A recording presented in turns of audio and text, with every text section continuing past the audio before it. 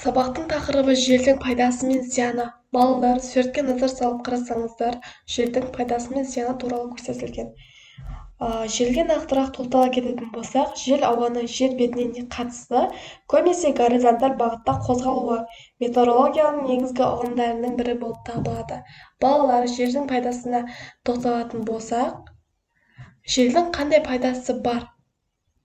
Желдің де пайдасы болады екен. Жердің жылдамдығын пайдаланып желкенді кемемен саяхатқа шыққан. Жер диірмендерде дақылдарды ұнтақтап ұн жасайды. Жердің табиғатта да маңызы зор. Жердің көмегімен өсімдік тұқымы таралып көбейеді. Жел бұлтты айдап жаңбыр жауғызады. Қазіргі уақытта жерді қуат көзі ретінде пайдаланып отыр. Оның күшінен электр энергиясын өндіреді және жел ауаны тазартады.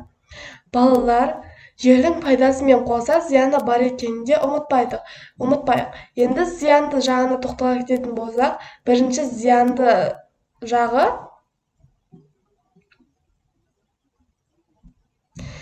желдің күші электр желілерін үзеді, ағаштар мен ғимараттарды құлатады, адам өміріне қауіп төндіреді, теңіздер мен мұхиттарда алып толқын туғызып, кемелерге зиян тигізеді, жағаға жақын елді мекендерге қауіп төндіреді.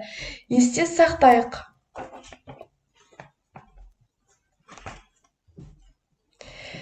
Жер бетінде суық ауа мен жылы ауа үнемі ауысып отыратындықтан желдің жылдамдығы мен бағыты өзгеріп отырады және желдің бағытын желбағардың көмегімен анықтайды.